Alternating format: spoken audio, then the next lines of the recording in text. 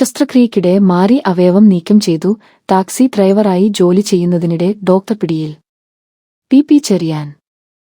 Florida. ശസ്ത്രക്രിയയ്ക്കിടെ രോഗിയുടെ അവയവം മാറി നീക്കം ചെയ്ത് മരണത്തിന് കാരണക്കാരനായ ഡോക്ടറെ പോലീസ് അറസ്റ്റ് ചെയ്തു.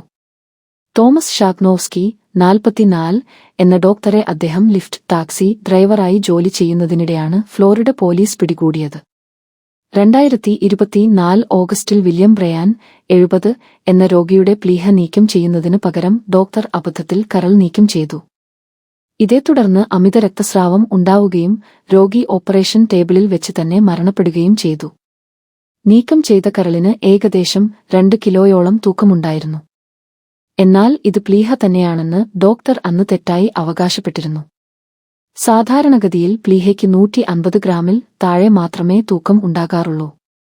കഴിഞ്ഞ ഏപ്രിൽ 13-ന് വിനോദസഞ്ചാരികളായ യാത്രക്കാരുമായി കാറിൽ പോകുമ്പോഴാണ് തോമസിനെ പോലീസ് വളഞ്ഞത്.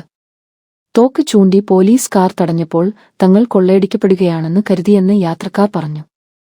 അറസ്റ്റിനു പിന്നാലെ ഡോക്ടറെ ലിഫ്റ്റ് പ്ലാറ്റ്ഫോമിൽ നിന്ന് പുറത്താക്കി.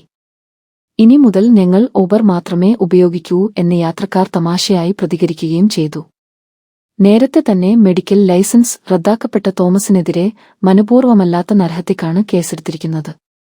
കുറ്റം തെളിയിക്കപ്പെട്ടാൽ ഇയാൾക്ക് 15 വർഷം വരെ തടവു ശിക്ഷ ലഭിക്കാം. മുൻപും മറ്റൊരു ശസ്ത്രക്രിയയിലെ പിഴവുമായി ബന്ധപ്പെട്ട് ഇയാൾക്കെതിരെ നിയമനടപടികൾ നിലവിലുണ്ട്.